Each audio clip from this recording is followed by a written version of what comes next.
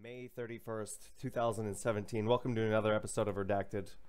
I'm WTFOSAURUS, joined by Twerk17 and BoredGamer. Hey guys. What's up, guys? What's going on? How are ya? All right, mate. Good. Yeah! One day really closer to hot here. 3.0. It's really warm. Yeah. It really rained warm here, yesterday too. for the first time in a while. It's been like 31 plus degrees centigrade here, or Celsius. But yeah. I don't know what temperature it is here, but it's very moist. Board understands not- 31 degrees Celsius, right? Yeah. that's So do pretty I. warm. It's the temperature of my CPU when it's I when it's idle. don't know what it is in yeah. Fahrenheit. Hang on. I'm gonna find out for you just because I'm curious. All right. It's It's a great way to start the podcast. 88 degrees Fahrenheit. It's all right. That ain't shit. No, it's See what nice we're out. in. It's nice out. That's what I'm saying. In the future, CPUs will be cooler when Star Citizen's optimized. Yeah. Let's make it Is factual. that how that Let's works? That's some It's information. 31C here too. Yeah, there you go. Don't try and play Star Citizen in the summer because your CPU will literally shit itself. You will melt along with your computer. Anyways, first off, I want to say congratulations to Clifford, aka Miku. He was not here. on. I Is know he? he's not. Is he here? I don't know. He's I right. didn't he's see him right there. type in He's chat. right below you. Gosh. Good luck. Hey, Cliff. Oh, no, that's not a real one. Yeah. Congratulations, Clifford, for going uh, on Mixer. He's a Mixer streamer now. Used to be Beam, now it's called Mixer. Yeah, and they don't know what they're doing over there, but that's okay. Clifford's really awesome. He was on Citizens of the Stars, so if you haven't checked that out this week, definitely go do so. He was also joined on there by Todd Pappy on this week's Citizens of the Stars. Which was interesting. What did you find interesting about it? His love of Well, I knew unicorns. about the unicorns, but I didn't know how excessive it was. How I think excessive it's the a, unicorns it's were? a joke thing, isn't it? No, He just like he loves them. he's a brony. Yeah, He's a full-on brony. full on. Yeah, Todd Pappy brony. Okay, I'll make sure I talk to him when I see him. Like full on brony. full-on brony. Full on. Never I'm go learning full things brony. I'd rather not learn. Yeah, and then on the schedule report for 3.0, there wasn't very many changes. There were a couple changes, I think, pushed back like a week. But overall, Nothing like super notable. Yeah. nothing crazy notable. So I Not mean, a- there was a couple Okay, of tell things. us, Board, because There's a couple of honestly, things. there's a couple things, but I don't think there was anything worth discussing, which is why we Yeah. didn't put it in there. They're putting some more love into the pick up and carry system. So there's going to be more gameplay with that. They're fiddling around with it. right, for well, zero more G of the as well. EVA Oh, stuff, cool. right?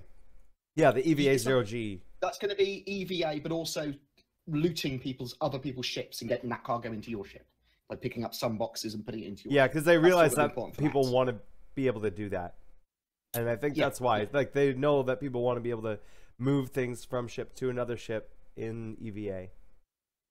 Other than that, there was some cool stuff with. They are putting some more time into the star maps. So they've got a functional star map now. We saw something for Gamescom a while ago, the little map that appeared. But apparently they've got something quite pretty now, and they're making it prettier, more functional for players, more intuitive to use. I And didn't. that's like- When I read the doc, I didn't see it how you're seeing it. Then I assume that it will translate to the HUD in the ships as well. But It's a that usable was star that map was for for us. yeah, but that was an app for the MobiGlass.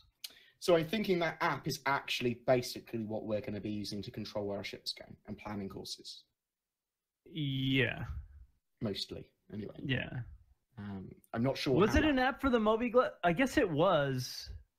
It was So I just think- so rough it didn't look like it on the Gamescom demo. I actually think that was on the dashboard that kind of map appeared, but But so's your MobiGlass sort of when you're in your ship in the cockpit. Yeah, It kind of is. maybe. I mean, it kind of has to be connected because you're Yeah. going to be able to go. I want to go here. go up to my computer and I don't have to put the same information in constantly. So there must be some kind of connection between them. Yeah, you wouldn't want that also, over redundancy. Yeah, exactly. Yeah, you don't want it to constantly be going, oh, for fuck's sake, I've got to put it in again. Also, they made some more improvements to that mission system. That's going to be important for 3.0. It's apparently going to have better mission flow and player experience. And we're not really sure what that means because we haven't had that mission flow or player experience yet from those kind of things. But they're putting some more time into that because they've got time for it. So although there wasn't anything like super notable, there's some extra additions they're getting in for it, which I quite like. I like when they're going. Like we didn't see them really push back much, like the release of anything. I think it was all kind of staying the same, and a lot of the stuff was like it's gonna get pushed back, but it's TDA. Yeah. It was just the Cutlass. The Cutlass is taking a bit longer than expected. There was multiple things that went TDA. Yeah. Or TBA, to be determined, TBD or whatever. TBD. TDA. What the fuck is TDA? I don't even know where I'm getting that from. To be announced. To be announced. I guess same thing. Yeah. Yeah. But there were a number of things, like maybe 3, but it's. I don't know. It just the schedule report wasn't as notable as it was last week. Although I think we will probably start off most of the podcast with a discussion of the schedule report until 3.0 is released. Especially as we get closer and closer, we're gonna start to see things get finalized and finished up on it, right? Stuff moved in, stuff moved out. Yeah. Yeah, I mean we're creeping up on Gamescom. The time of Evocati release, we're creeping up on it quick. So. Hopefully we're just talking about our experiences in it sooner than later, you know. So I'm just ready. My body's ready. I'm ready. I'm ready. A lot of the I don't know we'll if talk about anybody ATV. isn't ready, to be honest. Like, let's Right? be honest here. Yeah. We'll talk about it a bit in ATV too, but it was a couple of things that like we've seen a few times already, that it's like they're starting to come together, or like the moon stuff. Anytime they show the moons, it's like I'm not seeing much different from it now. So like it's pretty obvious that like it's a lot of polishing is close to final, and it's like polish time. So I think it's coming, you know, pretty soon, hopefully. So hopefully not too many delays. Stuff this week though, we did see some notable improvements to the moons. Yeah. With the lighting at nighttime, especially. Yeah, with the nighttime, yeah, but also they are able to literally add more detail and variance. I also noticed that the rocks didn't look like they were just placed in the geometry. Like they look a lot more smooth and part of the actual landscape instead of a separate asset. And like we've seen before. And we're able to get a lot more of that displayed visually as well. So they're going to look less bare, and they're going to look more unique to the fields. If you compare last month's or the months before moonshots compared to this ATVs, there are significant differences, and you're like, oh wow, that's a big change. Within the last 30 days, absolutely. Within the since last week's ATV.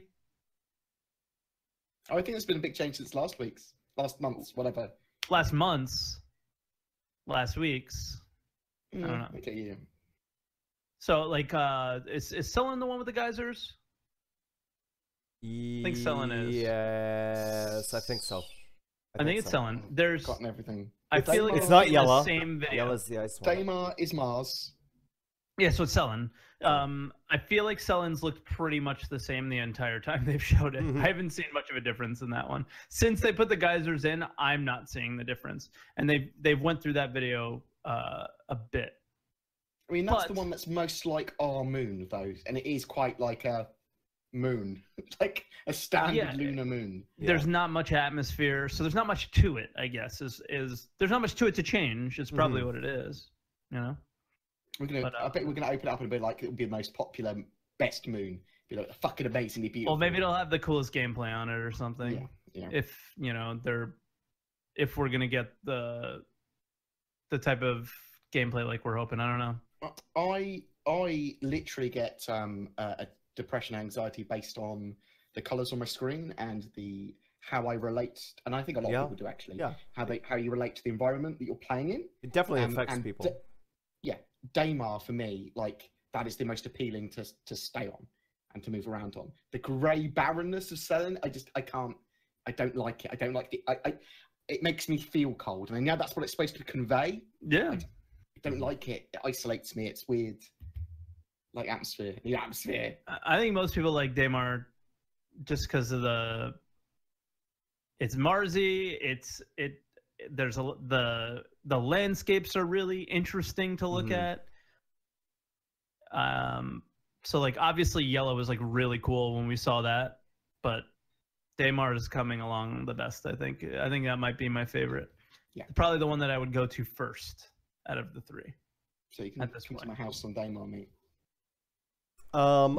Let's take a look at each of the things here that was in ATV chronologically, just so it's a bit easier to go through here. The first thing they showed was AI sliding around and shooting at what looked like another AI or a player or something like that. Yeah, so this is really useful. They're basically getting the AI to work and understand where to be in firefights, how to deal with friendly fire, how to react to sounds, how to react to players, all that sort of stuff, and how they interact with terrain and cover. And obviously this is really important for Star Citizen the MMO, but also Squadron 42 in certain situations, although the AI is probably going to be a lot more scripted, or can be a lot more scripted than that, to give much more clever looking AI when they don't need to be as clever. You see what I mean? Now, and they started talking about bringing this. I think they mentioned bringing this up to like polish, like up to their standard of what they want it to be is what they're focusing on at the moment. Well, they're basically moving it over to subsumption AI from the Thinway or whatever the hell it was called before. Kythera, that's the one. Thanks, Twerk. Yeah. Now, some of these animations, do you think that they're going to come over to player characters as well? Absolutely. I think I believe with animations, they said anything that an AI could do, they want us to be able to do. Okay. So that slide, obviously that slide looked a little clunky, but right. What about that spinning kick that Morrow does then? Is that something we're going to be able to do? We're going to be able to Mortal Kombat Citizen? I don't know if that's an AI or a cinematic thing. I think there's a separation between that. Good cop. Yeah. That's not a fucking cop out. I think it's a legit difference between like what an AI would be doing in game versus what like the cinematic stuff would be. It's a one-off set piece, yes. Yeah. Right. Understood. But I absolutely think we'll be sliding in Star Marine sooner than later, I would imagine. Behind cover and stuff like that. The last game that I played that was an FPS that had sliding in it was Call of Duty. There was running and sliding. 13-year-olds incoming. I like the idea of people forgetting they're in heavy armor and trying to slide and just going flunk. Good job. Yeah, that'd be cool. Yeah, if there was some sort of like penalty depending on what your armor was, or just not able to do it. I don't know. I just think this is super important what they're showing though. It's and what they had mentioned that they wanted to bring it up to like final polish, which means like Squadron 42 is moving, you know, hopefully. And seeing that, it's been a long time since we've seen anything that really pointed at Squadron 42 and was like, oh, they're doing stuff, you know? So it's like, it's kind of, it was just a nice little piece. It was like fucking 10-second clip, but I thought that clip was probably the most telling thing from the entire ATV for me. We haven't got it written in the document, but they are also bringing all of the animations for all of the characters into Squadron 42 in an as-is state. So some of them are finished, all these animations and cinematic stuff. Yeah. I skipped the cinematic part because I didn't think there was much discussion behind it. Well, there's not, but we are getting there with Squadron 42. Basically, it sounds like they've got a fully playable product on their end, although some of it's not polished at all, and some of it's like probably bits of it a little still grey boxed or untextured, but it's getting there. It's getting there. Yeah. So I still don't imagine that we would have it this year, which is. I live in hope. I don't. I live in pessimist world land. Pessimist land. Yeah. I just have I always hate lived in pessimist everything land. Yeah, Yeah. basically. But Sounds I pretty I just stay in shit. pessimist Yeah, land. yeah. So then when I get excited, I'm happy.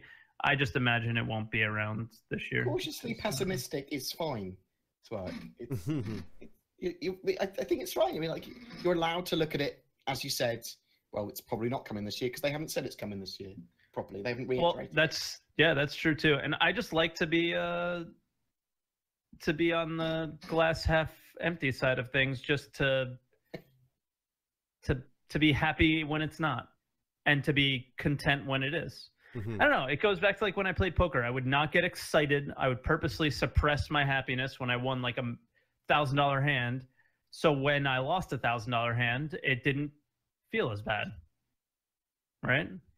So you just kind of keep your emotions pretty flat and try. So I use them to offset against each other at a later date. Emotion auditing. I like it. I don't know. I just kind of keep it that way, and it's worked for me. Speaking about AI as well, the AI modules are being worked on, and it's really interesting how they're doing this, because it's something that can attach to seats or different things that player characters can do, and we're seeing here is like a turret, So and this is basically another be able video to run we've that. seen Yeah, in recent ATVs. So it's like the same video. yeah, but we're not. We're talking about how there's like it's like almost like a hard point now on seats that you could use an AI module for.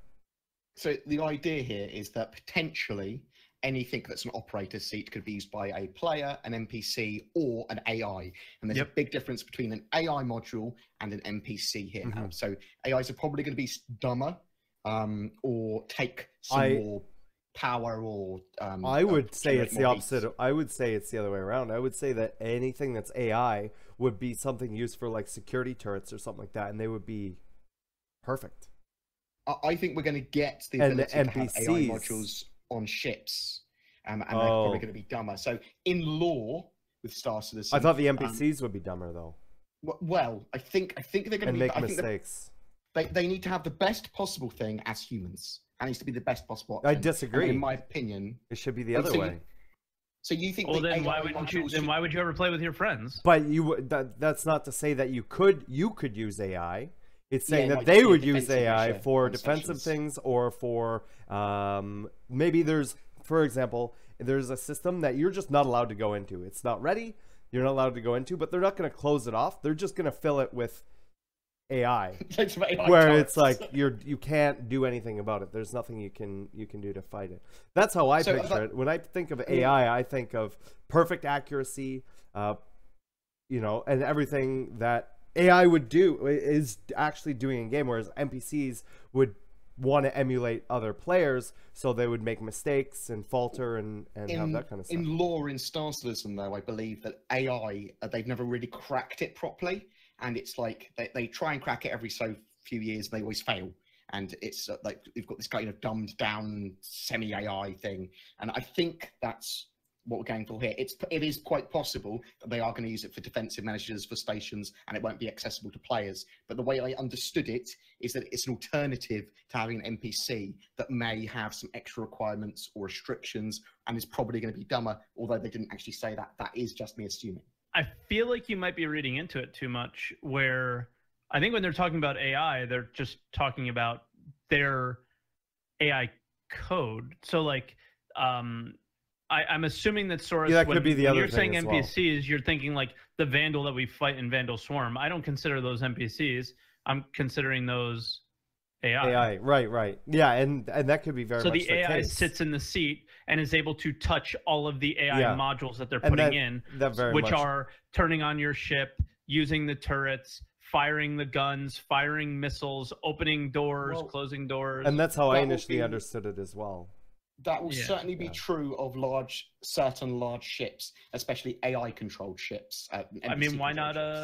But think about how everything that I said was super small. Like it could very well be a Scythe has all of these Well- AI modules that they're putting in that are involved in subsumption. Not that I don't agree with you, Board, that there will be AI turrets on ships and on buildings and things like that. So there will be an AI of some sort in the light that you were talking about it in.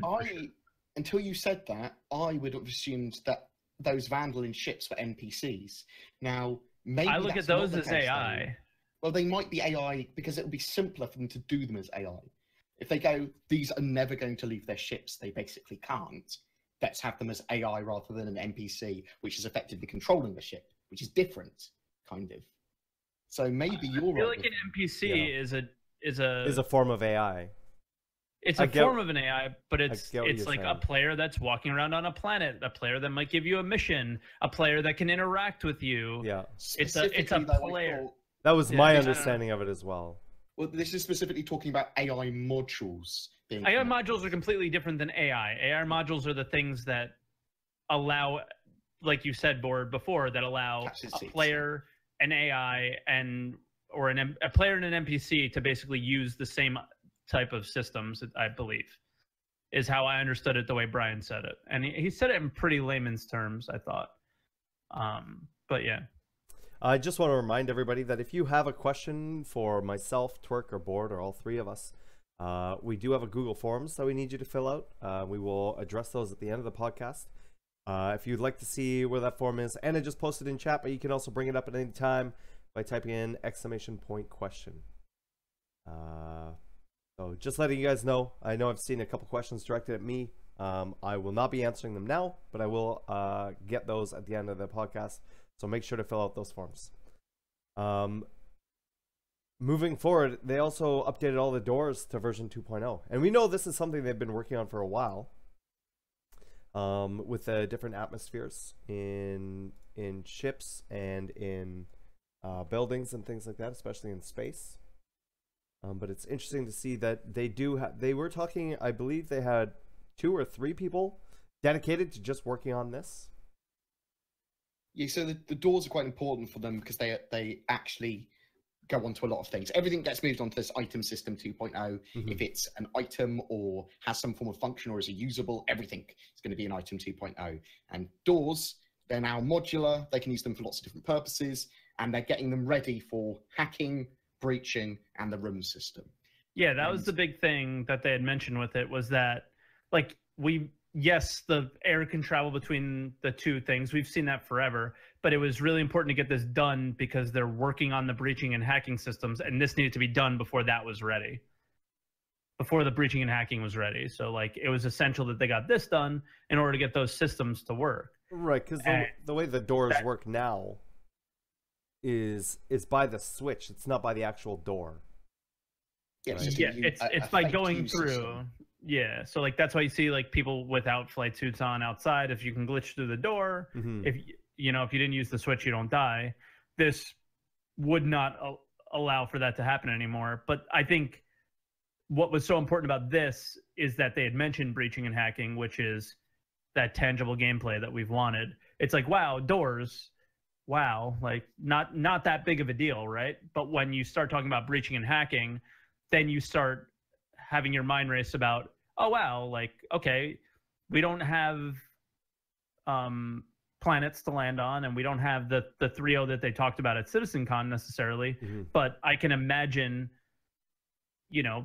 doing a little bit of breaching some doors and hacking and going into stations and doing things that I wouldn't have expected to be doing at this time. Well, it also goes beyond doors as well, right? It goes into windows and anything else that they're going to allow you to break through. To breach. Yeah. Breach, maybe right? even like ship doors and stuff. That's where when we saw that early work on when they blew out the windows, the vacuum chamber there, or like if you were walking around on a space station, if somebody did that, and or same thing with a ship or whatever, and then not only that, but if you're losing oxygen and whatever other gases are in the station. It's good to mention as well, though, for 3.0, they've got all the doors updated and ready for breaching, hacking, and the pressure and room system. Yep.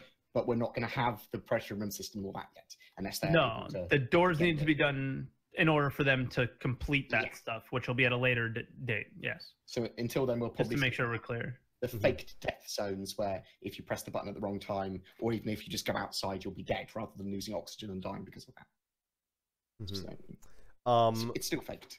Moving forward, now this is something I know we've talked about quite a bit in the past. We've talked about ads and different ways that CIG could monetize.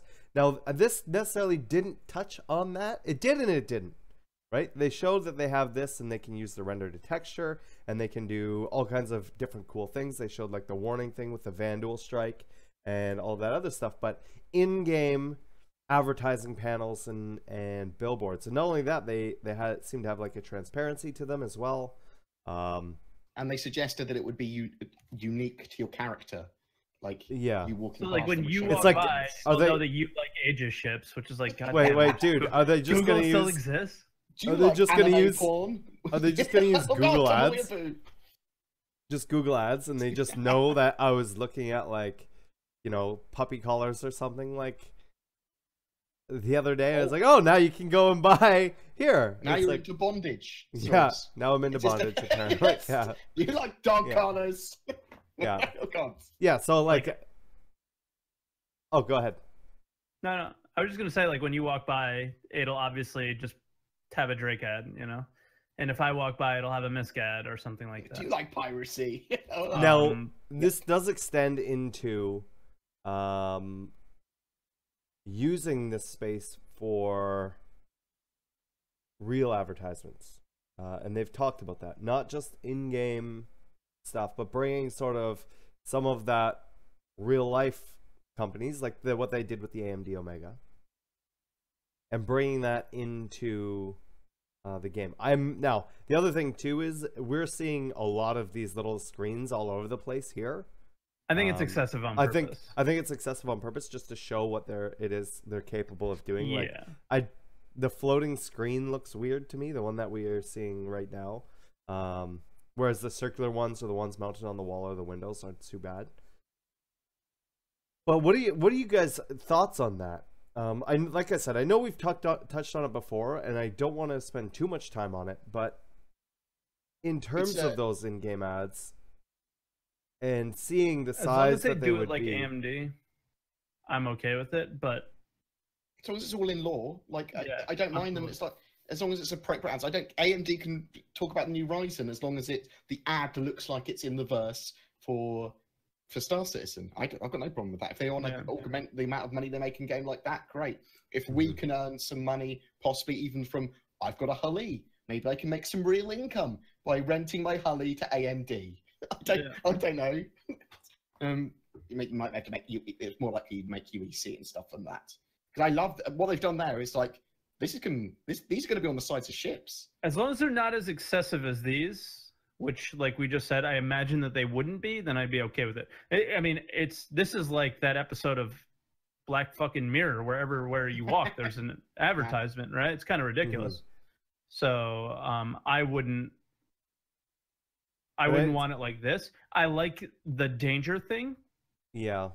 The warning signs of, like, imagine being on a station and a story arc just breaks out, like where you're at. But so my question would be then, Cool. like, I like the danger things as well, but what would they have there in the interim? Would they be just using like these ship? There doesn't have to be commercials, anything. or- Doesn't There have could to be anything. There can be a week. There can be news. There can be people streaming Makos nearby.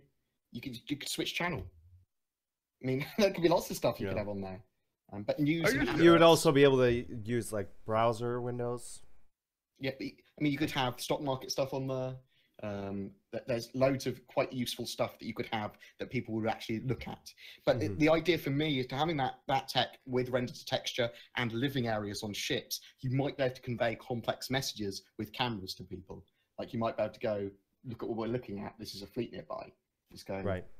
and appear on someone else's screen. That's fucking amazing. That's Yeah. super cool. Yeah.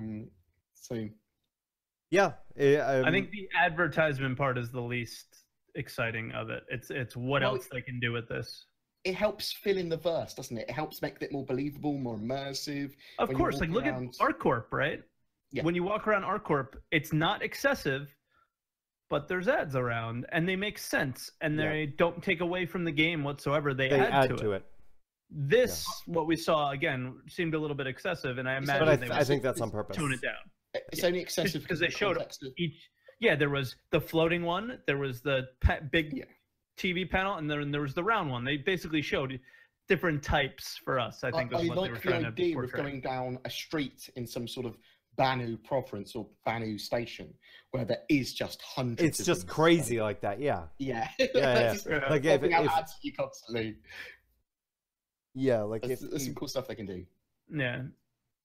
But you're right though, it was excessive on the Portal SR one, definitely. Yeah, but I think it's on purpose. Just for test. Yeah. No. Well, before we move on, is this the first time we've seen the Kingship and the Driller rendered in engine? I guess rendered in no, because all their videos are legitly in engine, but in a place where we've played, no. I mean, I thought that was pretty cool. Yeah. I think a lot of people like lost their shit over it. I didn't find it to be like massively exciting. It's like these things have been in. Mm-hmm. If they had got a guy in a Hornet to go fly towards them, you'd have lost your shit. Okay. Yeah, if you would have gotten a lot closer to them. Yeah. And seen them in more detail for sure. Yeah. Now we were talking about the moons earlier, and the dark side was very dark. It was like pitch black. I found it. And now it looks a lot better. But they mentioned they were doing this not just for the visuals of what it's like in the dark, but because so you can see and when you're walking around. And I know for me, I'm hoping that people are going to have to rely on headlights on vehicles and flashlights and things like that. I mean, or have to see. No. So the radiance and the scattering that they're adding is going to allow us to see some details and a horizon. It's not pitch black. You're still not going to be able to rely on that being able to see. You are going to have to use flashlights. And I disagree. I don't think you're going to see I mean, look around. I think you're still going to need look that. At the TV. Yeah, but that was them also playing with all of the different sliders and everything. We'll have to see. It'll still be hard to see at night. My question, see pretty well. My question also is: are they going to plan on having any sort of like night vision or anything like that for this stuff? Right? Because not only it's a lot more work, because then you have to not only they have to create textures for their normal lighting and the damage states and all this other stuff, but then they would also need to create textures for all of these different types of night vision, depending on how many they were to implement, if they implement any at all. I expect there'd be heat vision and probably EM vision, because the components generate them and can track them with the Item 2.0 system. Mm-hmm. So I would expect to see something like that probably eventually. So do you think that would be something that would be both on a ship and on a player character? Or do you think I think that would be probably down to your helmet. Yeah. But I don't know, actually. I haven't thought about it. I need to think about these things. It's something that this is kind of... It was kind of a tangent my mind went off when I saw this, because it is kind of like that, right? Where, the flashlights and everything would be cool. I really like having to use flashlights and stuff like that. I like the balance that flashlights bring into a game. But knowing how far we have spaceships, we have night vision has been around forever.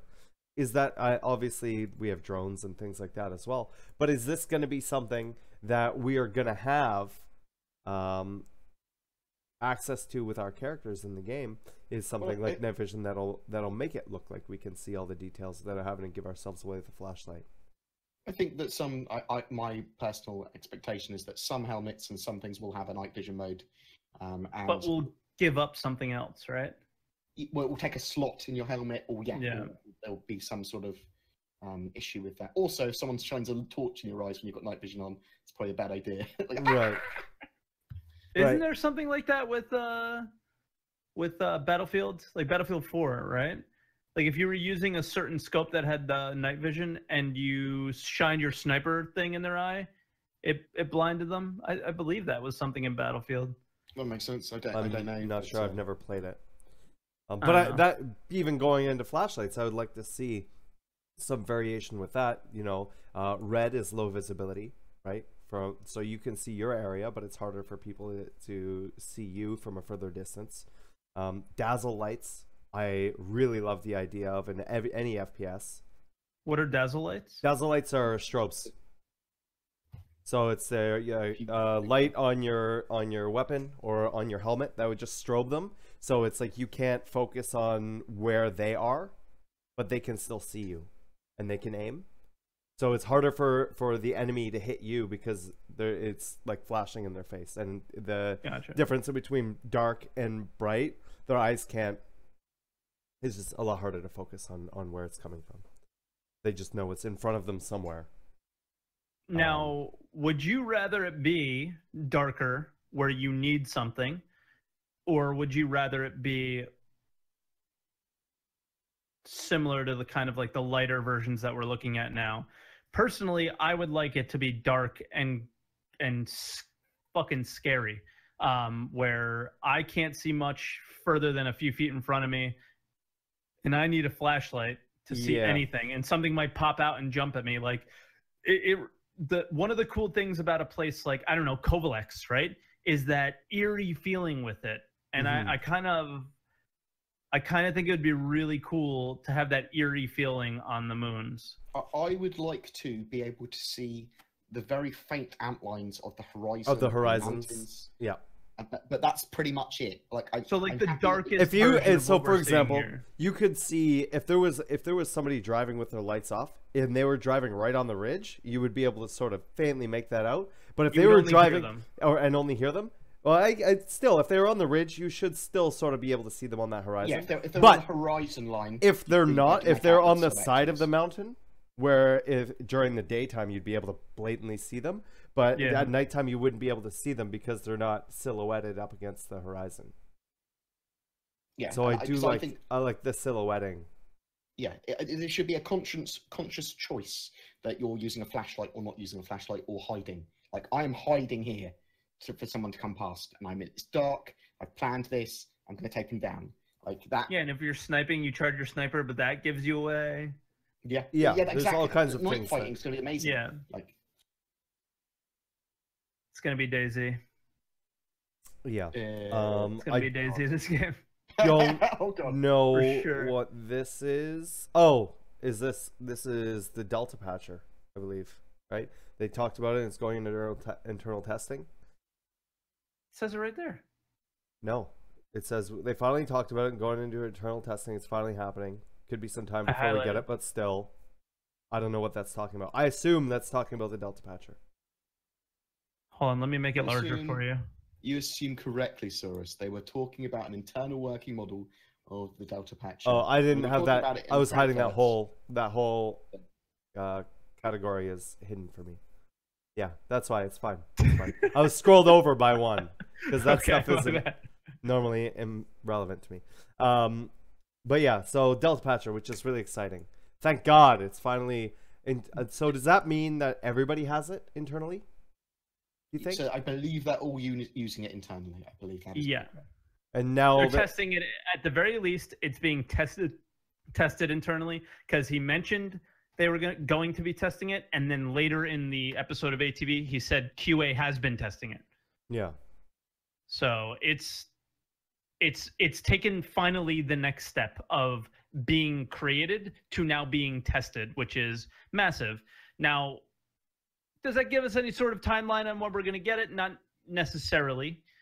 But it tells us that between this week and last week, we know that it's a step further. Yeah. Finally, we know something about it. And we know that they definitely want to get it in as soon as possible. Not just for our end, but for their end as well. Right? Like, yes, it's going to dramatically improve our quality of life, but it's going to save them money, which is also something that's going to light a fire under their ass. And it'll be nice. That means that we won't have to wait on these giant patches all the time moving forward into the future, where if they have a fix or they want to test out something for a week, they can do that with just a minor little patch. Now, whether they're gonna do that or not, I don't know. I don't know if they're. I imagine they would. I would like to hope so, but at the same time, it's like, well, we'll have to see how many forks they would have to make to do something like that. I feel like QA's job is going to change probably a little bit, slightly now, where it's like they'll be focusing on bugs for the current build, but they won't have as much time now. It's like, okay, we'd like to get out a patch this week, or we'd like to get out a patch tomorrow. And like you have to QA all this stuff real quick and do it, instead of, well, we're not going to put out another patch for 4 months, so QA this build, have fun, and yeah, we'll see you in August. So it's a little different now. So I imagine QA, I think they'll the probably speed be of hiring everything more. will hopefully pick up as well, right? I mean, I know that's something we've all been looking forward to and been like, oh, with this patch, maybe we're going to get more patches after this and more content drops and stuff, and it hasn't been that way. And there would be minor content drops and minor patches and minor fixes and hot fixes and things like that, where I think nobody would be against that style of patching rather than the see you next August. Yeah, here's a big drop, and then that's it. It's just sort of being able to sort of breadcrumb it would be nice. Yep. Right? Yeah. And then, then drop a loaf every now and then, but for the most part, the breadcrumbs will lead to the loaf. Right. Instead of... I thought you were talking about something completely different, but yeah. Well, sandwich. I mean, it might actually act like a big pile of shit sometimes, you don't know. And then they'll put some more breadcrumbs, and then it'll get polished. Who knows? But I mean, eventually, I imagine that's how it would be. And then we had some updates to Levski, and I believe the other one was Selin. I think they showed them all. They showed them all. As well. Yes, but it was all of them. Levski was cool to see because we saw that we know that hero statue. Did they show that?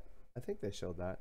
Maybe I'm just remembering things like I want to. We've seen the hero statue all the way from Gamescom. Yeah.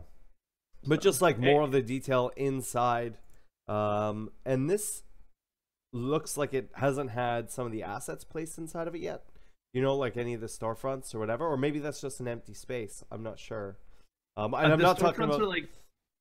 the storefronts are deeper down. Those are like the lobby-ish areas. Okay. The storefronts are down in like kind of the tunnels. If Levski is still what it was Gamescom 2016, then it's like deeper down in than what we're seeing. What we're seeing is kind of like the very much surface, like I can look into you from the outside place. Like remember when he went up the elevator and the plane and the ship was following him? Mm-hmm. That initial scene was that area. Right. Okay. So and just the amount of work that's gone into the size of it, the mining equipment around it, just the whole environment in general. Right now we have the rocks up, like it looks really good. So and it's an area I'm looking forward to exploring, assuming we're going to get it in. This for me is always pretty awesome.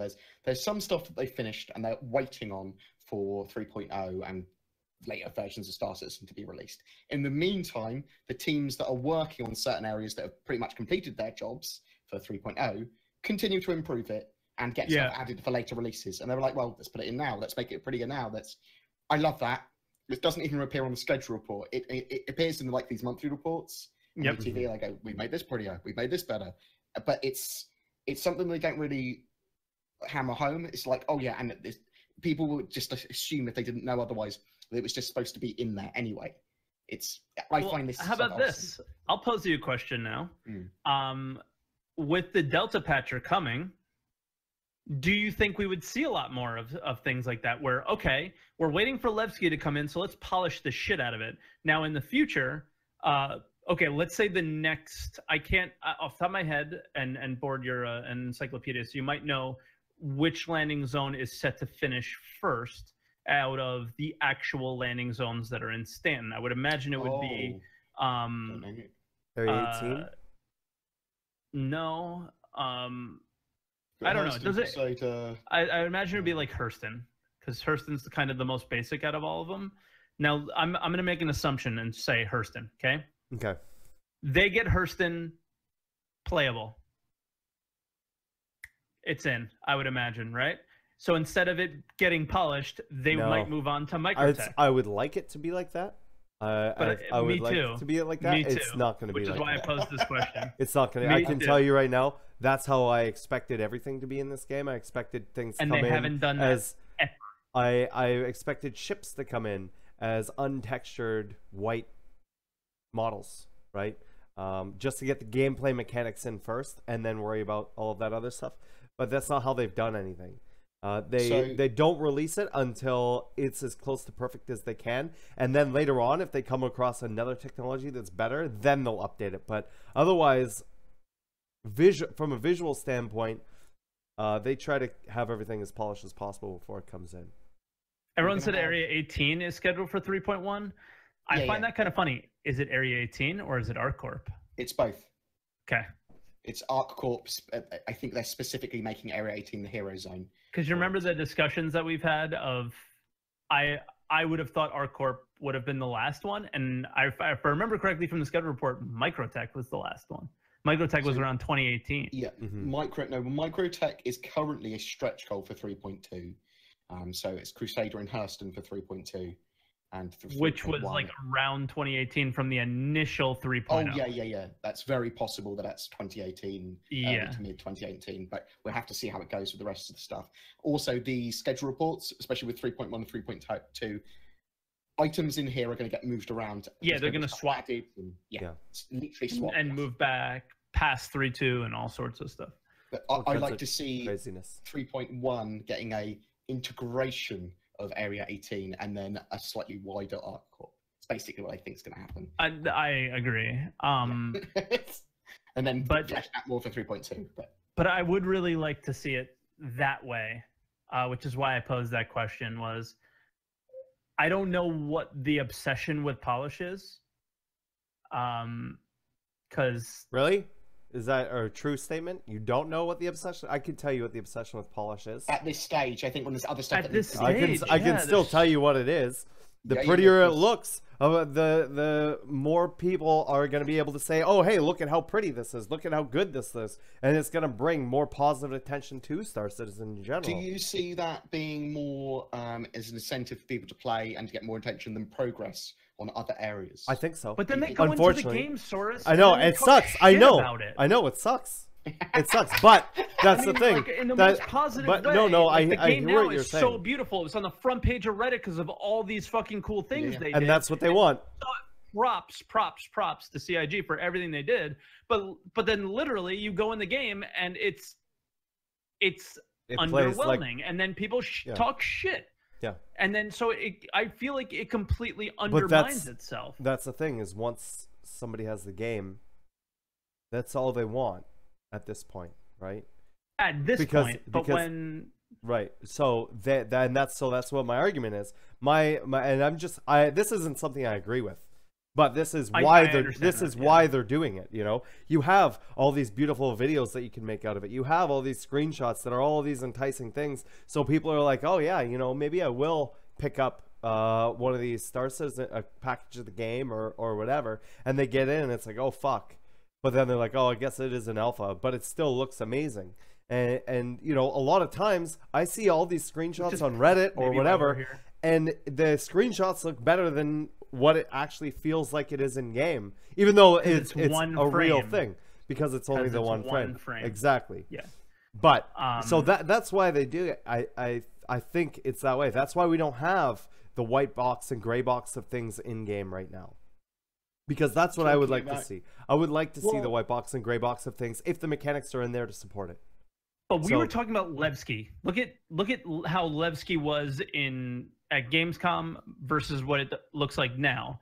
I don't think the area around it, the landing zone, looks incredibly better. But the actual internal of the thing, it doesn't look much different. It doesn't look much different, right? So they've been polishing it, little polished things. That's more what I'm talking about. I'm not talking about getting and Right. ArcCorp in gray box or I'm not even Microtech talking about big stations like that. I'm talking Yeah. more on a much smaller scale of, like, say, weapons, of armors, of ships, you know, those kind of things, Yeah. where, you know, they could be putting concepts into game almost immediately if the mechanics are there to support it, right? I get that, okay, maybe you can't, there's no point in putting a Hull C in now if you can't do any of the calling stuff.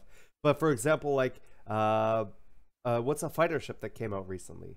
I don't know, the Saber, or not the Saber, the Buccaneer before it came out, or even the Eclipse, right? All those mechanics for the Eclipse to work and fight and shoot at things in game is there, so they could put it in as a white box. I'll play devil's advocate on that one then. I think that if final art or close to final art was done, and then a guy like Matt Sherman and some of the other guys start, I mean, I'm sure they're part of the process the entire time. I think we know they're part of the process the entire time. But as soon as final art is done, when the Delta Patcher is in, I would imagine we would be seeing the ship in our hangars. But that's not how I think it's the patching that is okay. But it's because of the patching. It's because of the patching. I think that that's what's keeping those things from happening. Is we're not going to patch the game so you can get a ship in the hangar, because that's a waste of money. I think that could be a factor, but I don't think we're going to go backwards. I don't think it's going to happen like, oh, you can have the ship in your hangar. Forwards. You think it's going to go? We're going to get ships in the hangar again before they're flyable? No, I think that would be going forwards. Personally, I would think that would be a positive thing. I don't know if they would do it. I would like to see them do it because I think it would be moving forwards. I would like to see them do it too, but I don't think they would do it. It sells ships. I think it's much more likely that we will see ships that are in concept or in grey box or whatever appear in the persistent universe and showrooms, not necessarily even in our hangars. And they'll be like, go here. Isn't that the same thing? It is the same thing, but it's marketed in a very different way. Because people will go, oh, they're back in hangars. Well, but I own that ship. Yeah. Okay. Well, yeah. And I think so. I imagine the people who own the ship would have it, and the people who want to buy it can go look at it in a. Yeah, quite possibly. I mean, I'd like to see in like a showroom or something. Yeah. I'd like to see them back in hangars as well if they're ready for that. I know a lot of the ships, though, when they've gotten them getting them ready now, they are pretty much finished. Well, the reason they took them out. Matt Sherman said regressing, the keyword, to hangar ready was phased out for good reasons. So. I don't know what those reasons are, but I don't think it's a regression personally. But it must be a regression game development wise rather than marketing wise, which is the way that I'm looking at it. So it must be a regression game development wise, which if it's a regression, fucking throw it out the window. I'm fine, you know? So he said, especially from the perspective of working on these ships, I'd much rather take the time to build/implement the ship to its flight-ready state than derail meaningful work to stopgap it to hangar ready, then go back to the real work. I guess I'm not. I don't see how. Okay, so I don't see how it would stopgap it if you have the Delta patch that you could just put the finished model in, even without the animations. Whenever the model is in, you just throw it in there. It's not a person needs to work on it because it needs to be hangar ready by this date. It's just whenever it happens to be hangar ready, you just throw it into the next patch that you guys happen to use. I wouldn't ever want anyone to be like. This is also assuming we get into something like a weekly patch cycle, which I hope to God they do. Yeah, I think everybody wants them to do, and that's hopefully the purpose of the. It would be absolutely. I think it's a reasonable. I think it's a very reasonable thing to ask because much smaller games, but again, there are smaller games like even large games though do it. Player Unknown Battlegrounds that I've been playing. There's a weekly patch. Sometimes they don't do it for whatever reason, but they give the reasons why, and then. Conan, things like that. There's always something that they're doing. Sometimes it's minor, sometimes it's major, but bug fixes sometimes. I think once you get Star Citizen into a release state, that will definitely be a weekly or fortnightly patch. But neither of those games are in a release state either. But I don't think it's unreasonable to ask. to fix bugs when they're broken. You're totally right. So you want hotfix patches regularly from week to week. Yes. Now, I'm not talking about content necessarily. I'm talking about the difference between content from a release point and at this stage having a weekly patch that will be hotfixes and is essential for balance changes. So when they want to test balance, we're going to need rapid patches to say, this week we're testing this, give feedback. This week we're testing this, give feedback. And they need to constantly be doing that so we actually get into a state of balance which is appropriate for release. Because at the moment, they're just kind of throwing balance at the wall and hoping it sticks right. That is literally what's happening. They might be testing stuff behind the scenes more than I'm aware, but they're literally just going, and then we're going to change this. I'm sure they are. I mean, there's change this massively. I mean, ship the like guys like John Crew and Andrew Nicholson. Like that's what they do. That's they can only balance for the current patch and the near future patches. There are game mechanics that don't exist yet and weapons that don't exist yet, which will vastly change all forms of balance. Yeah, every time something comes in, they have to rebalance, obviously. So obviously getting used to that way that balance cycle works for them is important. Even if they just have it on, like, even if they make the weekly patches on the PTU only, and then when things are ready for those big patches, then the big patches come in once every month or once every couple months to the public server. They could do something like that as well. So then, and include more people in on those PTUs. And Matt Sherman kind of replied to what we're talking about now, and I don't know if he's like, I'll just read it. He said, "I worked plenty as a GM QA on WoW, where there was hotfix deployments. That totally makes sense, which I think we're all in favor of. But like weekly content drops, that's crazy when you associate the high production value costs up to the content. I don't expect content every week. Do you really? Minor things, really, like T-shirts like and shit. T-shirts, or like minor things. There's like going to that. be there's going to be stuff happening in the verse. There's going to be massive amounts of stuff that will happen in the verse that doesn't require a patch, but will change each week. There will be stories, there will be narratives, there will be things going on with player bases. And like different missions and things like that need to be fixed, or like test things out, or balance changes, and all of that other stuff. That's sort of content drop though. That's hotfix patches that we can expect. It's the actual updated content. I would expect, just not weekly or fortnightly. Possibly a monthly patch. Possibly every so often they might go, well, there's going to be a couple of extra things we put in, or another mission, or another narrative arc, or something that requires patching rather than just something they can do in game without a patch. We should get our hanger flare on the day we're supposed to get our hanger. Yes, flare. exactly. Things like that. Like hanger flare comes out that week, or the week that we get the hanger flare. You know, they do things like any little cosmetic things that, like I talked about, any sort of like little things that they add into the game for like hanger flare, or for they created this couch for your hanger, now you can go and buy it if you want, or hey Bored, watch this, or Twerk, they can bring in Star Kitten and Big Benny's skins for guns. And that's what they are going to do, I think, isn't it? Yeah, I just want to pay $2,000 to get a Star Kitten gun. No. Yeah. I think that skin system, though, do we think we're going to be able to have free kind of reign to customize our own gun? We don't know, I suppose. I don't. Very in depth. It would be nice if they, like, this is, okay, CIG loves it when the community interacts with them. It's positive all around. It's good for CIG, it's good for the community, it gives people things to do outside of just playing the game. I would really like to see, instead of, you know how they had the next great starship or whatever, give the templates out for the different weapons that you have to the public and say, hey, once a month or once every 2 months or once every patch or whatever, we're going to pick the top skin or the top 5 skins or the top 20 skins and put them in the game. It is literally that's all you would need to do, right? So I'm hoping that there's some sort of the next great weapon skin is a thing. Now, I know that this whole thing has brought some controversy around it, and on how it's going to be implemented, when it's going to be implemented. Is it going to involve achievements in game, or is it going to be more of I have $10 achievement? and those kind of things. So I know that Twerk had some.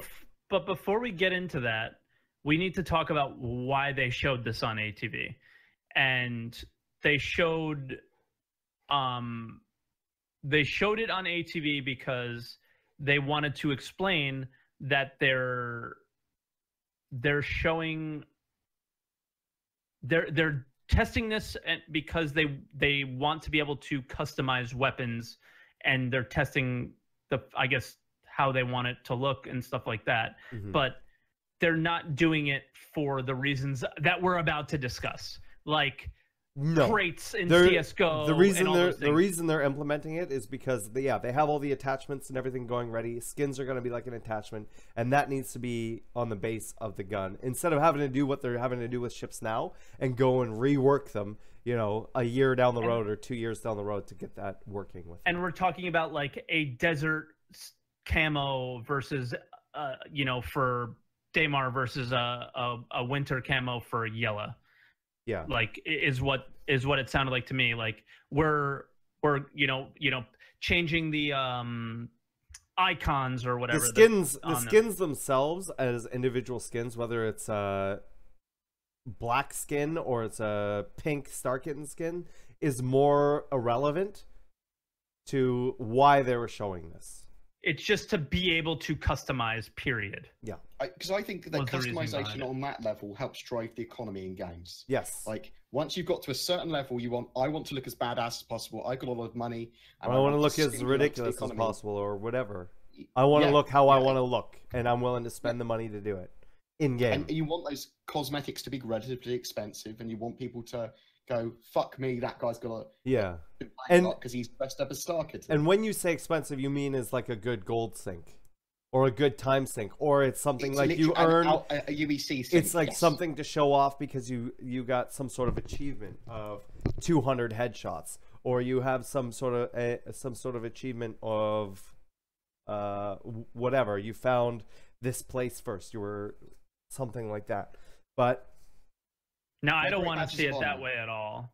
Maybe for like an achievement, but I legit want to see CS:GO style crates, but Star Marine only, and with the caveat that because I want Star Citizen to make money off of the people that play the game to continue the development of the game with other ways other than buying UEC, because I don't think that could sustain it. And I think this is a great way to do it because it's simply cosmetic. You know it works because it works in CS:GO, and I don't see anything wrong with it other than the fact is that we have Star Marine now, and if you put this in the game now, it's the same CCU debacle. It's all the things that we've been like marketing team Y for the last couple weeks or month or whatever.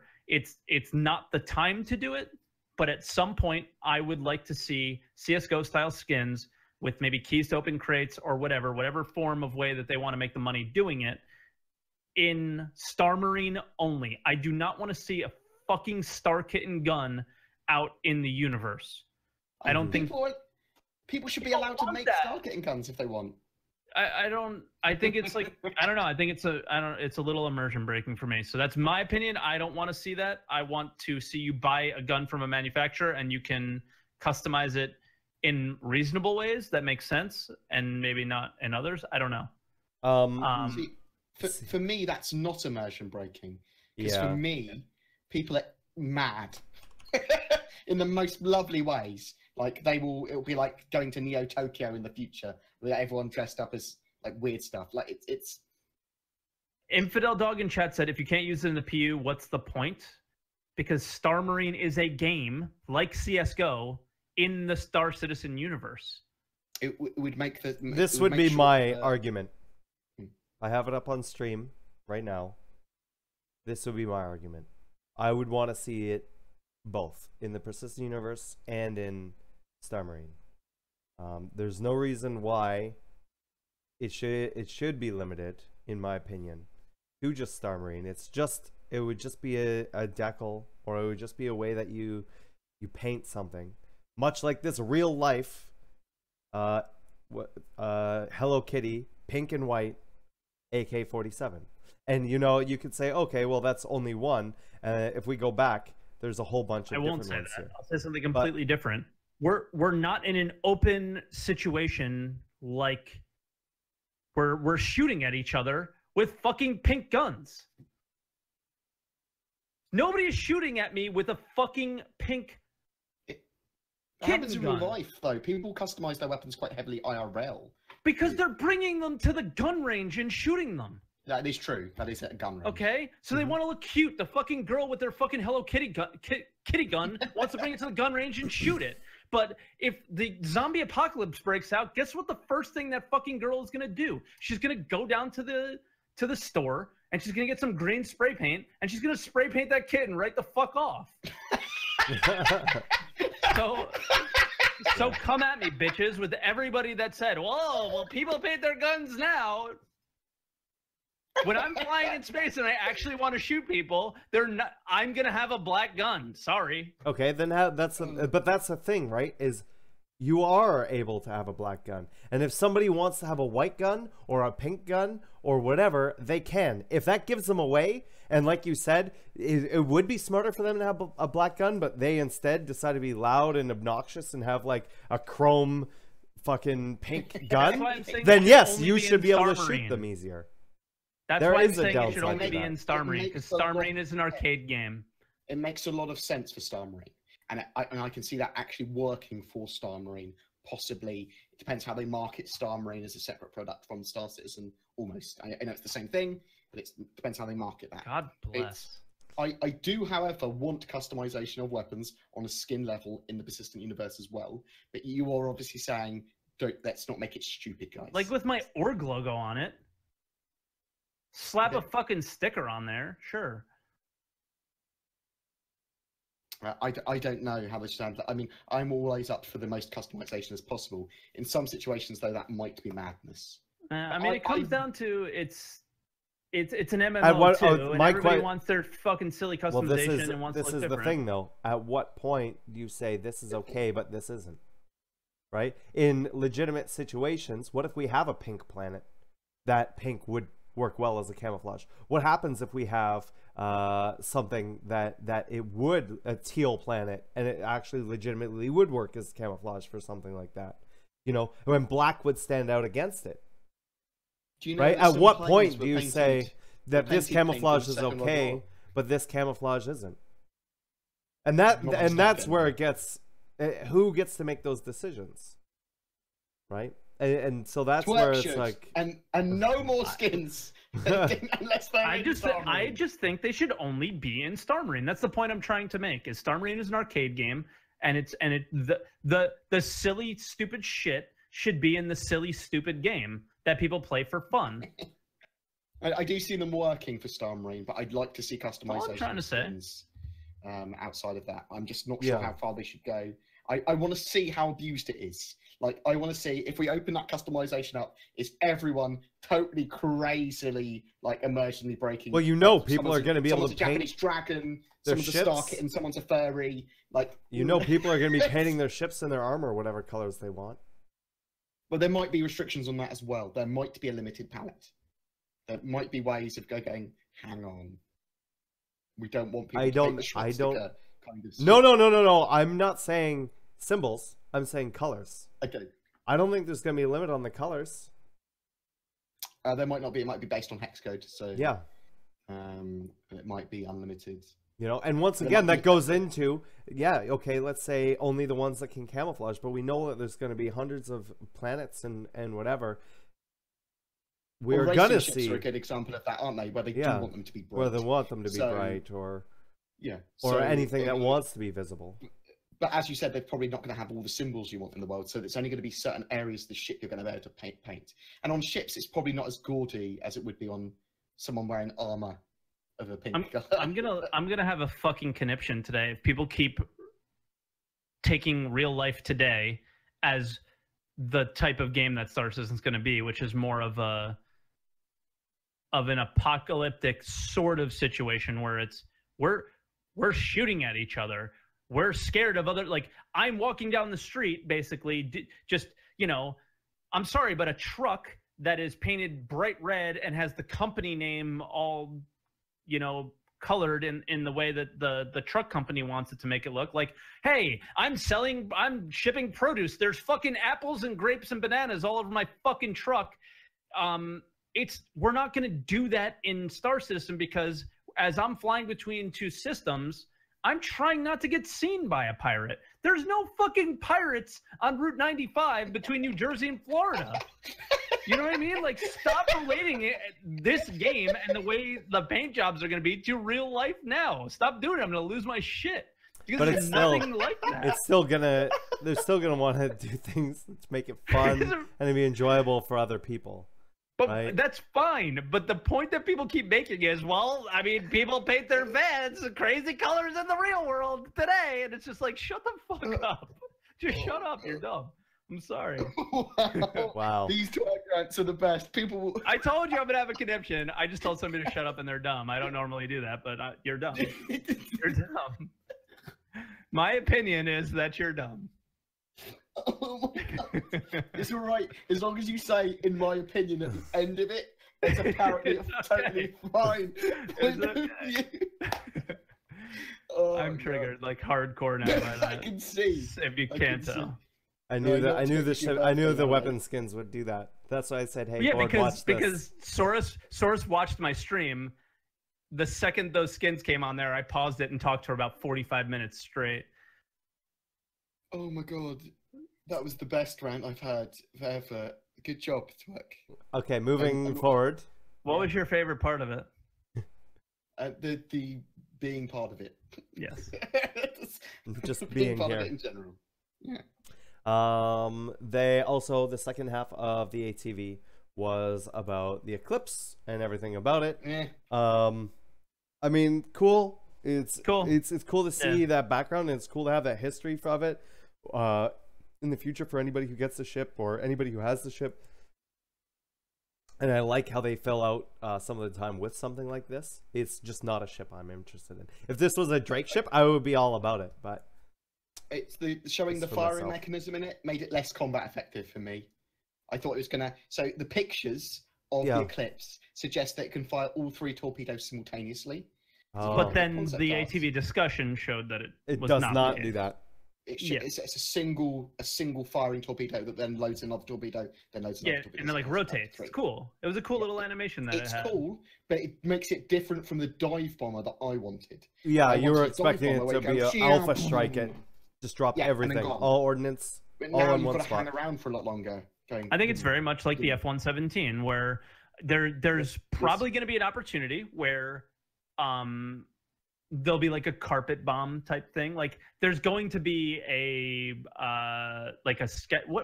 I'm losing my mind here. What's the name of the weapon? What's the name of the missile that fires multiple missiles after it Rattler. fires The one big Rattler. missile and splits The up? Rattler The Rattler. mission. So there's probably going to be a Rattler type torpedo as well, and potentially for ground, like air to ground, like a carpet That's bombing. something I was hoping to see right? actually with this when they did, if they were going to do a ship shape on this ship, is I was hoping they were going to explain more of the air to ground stuff with it. Or if there was, that's it all out yet. I don't think so either. Yeah, But I would have. Yeah, that's the thing. They probably haven't sorted it. I would have liked to. That's one thing that would have got me really interested in this, because that would have been more talking, or even some ideas of what they want to do to just put out there. With that loading mechanism, though, this is what it actually kind of annoys me a little bit. Sorry, you can hear bikes going past my house. Board Rant. I like how cool that loading mechanism was, but I want to know whether they've done that for gameplay reasons, so it can't fire all 3 of its torpedoes off simultaneously, or if they went, well, this manufacturer is cool, so let's have some sort of high complex thing. If Drake had made it, it would have had all 3 torpedoes stuck on the outside. Yeah, and that would. But it work wouldn't have been a better as stealth fighter. Yes, it would. That'd still. It'd You be could slightly still have less stealthy.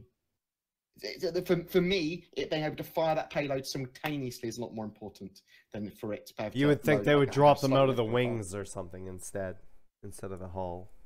They What would have made stealth the wings fighter bulkier. has its ordnance on the outside? we don't really have torpedo bombers nowadays. World War II, there would have been dive bombers and stuff would have had them stuck on the outside, literally just hanging off. Because the F-117 and the F-22 don't have any of their ordnance on the outside of the ship. They're not firing torpedoes though; they're firing missiles, which are a lot smaller. And the F-117 drops massive bombs on buildings. okay.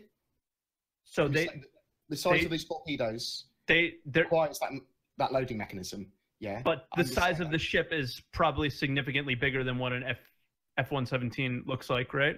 Have we even seen size 9 explosions in game yet? Do we even know how big that is? Because yours, like, I understand where Board's coming from, but at the same time, the way that retaliator. The size 9s are.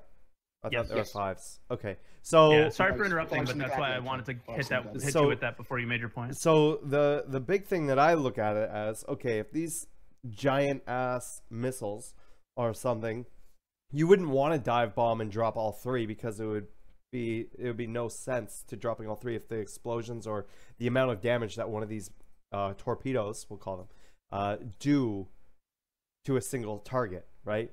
It would be redundant to drop 3 if they're all just going to be the same thing instead of just 1. Do you know what I mean? Yeah, okay. And then you could come back, and if you miss something or if you want to get it before you miss your target, then you can come back and do it again.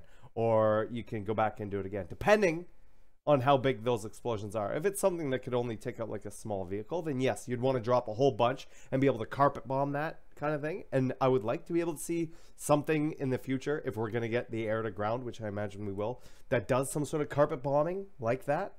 But if these are more of like a one just big fuck you bomb, that's just, it just comes by and just drops something and just clears the area, then there's no reason to drop all 3. It's a waste, especially with how expensive they would be and all this other stuff. It would just make more sense for them just to drop 1 if they need to go back and get another area than they go and drop the other one. It's possible that they could detonate each other as well if they all 3 fire simultaneously, maybe as well. So there might be reasons for it to not have them on the outside for stealth, for various reasons like that. For me, in my head, it was this dive bomber that fired all 3 simultaneously. And it's not now, so I was almost disappointed with it. Yeah. I have one myself. Yeah. I would. That being said, I would love to see. There's a couple things I want to see with missiles. Number 1, I know this is purely fantasy, but the Macross style, shooting all these like rockets or missiles all at the same time that just go crazy, right? Like being able to shoot like 12 or 20 of them all at the same time, and then right? And then the other one would be in a similar vein, is doing that carpet bombing. Like just being able to go and just dropping a whole bunch, like just immediately right after each other. Just as long as you're holding it down or whatever, it's just dropping them continuously until you're out or until you stop. So you could take out a whole runway or something on a planet or something like that. That would be really cool. But yeah, that is the Eclipse. Now we are a little bit strapped for time. We have about half an hour left. If you guys have any questions, do me a favor. Exclamation point question in chat.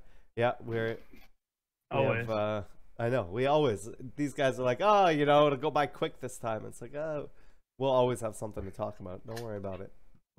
We'll figure it out. Trust me on this. So let me get these questions up, and we'll start while BoredGamer is taking a break here. And okay, we have a few here. So the first one's from Purple Cow 286. What orgs are you guys in? I'm in Imperium. I am in Overdrive. And I forgot what Board is in.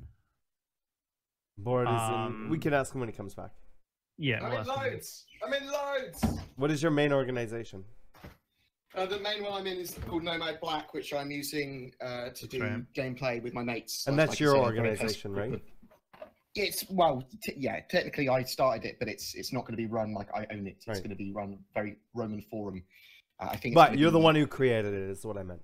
I am the one that's created it. Yeah. Okay. I'm going to use it for my mates and some viewers and some other people to use as content, and it's going to be slightly roleplay, very slightly. Nice. Role playing's fun. Next, not overboard. Next question from Henrik Shu. How many of you will try to eject out of a ship on the planets? You'll die in 3.0. There's Well, no none of us, parachutes, a waste of because life. this is one thing we didn't mention. This is probably one of the only relevant things of. Well, there was actually quite a few. There was a few. With Todd Pappy was somebody asked if you eject on a ship, what would happen? He said you would fall and die. So there's no parachutes. At the Maybe moment. later though. There might be ways Maybe of later. surviving later. Just not. In I'm But gonna no. do it though. Yeah. I'm gonna do it. I'm gonna want to I don't care go what he through. says, I'm gonna No, do this it. is what I want to do. I want to go down into a canyon, go sideways, and just eject right into the canyon wall. It would be amusing. Loki the Wise. Everyone's going to try and survive, aren't we? We're all going to try and survive. Or see if you can like eject horizontal just above the, so your ship can be in the canyon, but just so you like would basically eject to just right onto flat land. See what happens. Because if the vertical drop is only like 2 feet, then whatever. But the horizontal speed out would be interesting. Maybe if you eject and you go into another physics grid at the end of your ejection before you hit the ground, that it counts as you not moving very far.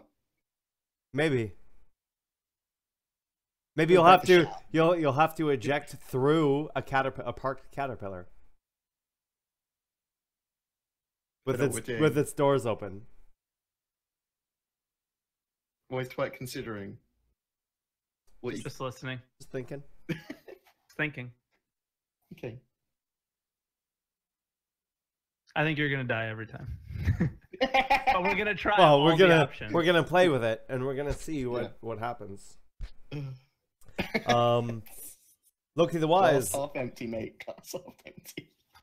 said, "Why is the podcast on Wednesday? We get the main load of weekly news on Thursday. If the podcast was on Friday or Saturday, we could discuss the hottest news." Because I work on the weekends. Yeah, because seen of how for hot we our are? schedules. Like, if it was any hotter, this podcast, you'd be on fire. Your eyes would I burst mean, into you flame. you probably are right now, really. Yeah. I think we do all right with the podcast. So. It's was originally put this way because of schedules. It has changed times, not drastically though. Only by a couple hours here or there. But we're at like what 112 or 113 now, something like that. It just for now at this point, just for consistency and the fact that it's still feasible by all of us, and it makes the most sense for everybody's schedule for what they're streaming or what they normally do. That's why we do it this way. But great question. Yeah. We would like to do it the day after. Like a Friday, but there's just so much stuff going on for Friday. I work until 4 in the morning on Friday, you know. And that's when most of like events, if anything's happening on like with an event or something, that throws monkey wrenches into things and all that jazz. Yeah, I just couldn't be here for any of it. We run it on Wednesday because it's our podcast and not yours. Yeah, and you wouldn't get any twerk rants if I wasn't here. Yeah, that's a good point. We need them. They're essential now of every week. We'll just bring up weapon skins. Gun, your shoot on target, on site, kill on site, KOS. Every single one of you. If you have a fucking colorful gun, KOS. Guys, just outnumber them. You'll be fine. I don't want to be a pirate, but I'll fucking become one. Okay. Okay. Not if Next pirates question. associate themselves with Starkin. Just bleaching other people's ships and guns. Citizen Shenanigans asked, Todd Pappy mentioned Merlin to Connie docking and parachutes for 3.0. Do you think we will get it? It's a possibility. It's a stretch goal. Yeah. It's effectively, we should think of it as a stretch goal for the docking of a P-52 to a Constellation. It's quite a possibility that they are working on it, but no parachutes. They said no parachute. No parachutes. No.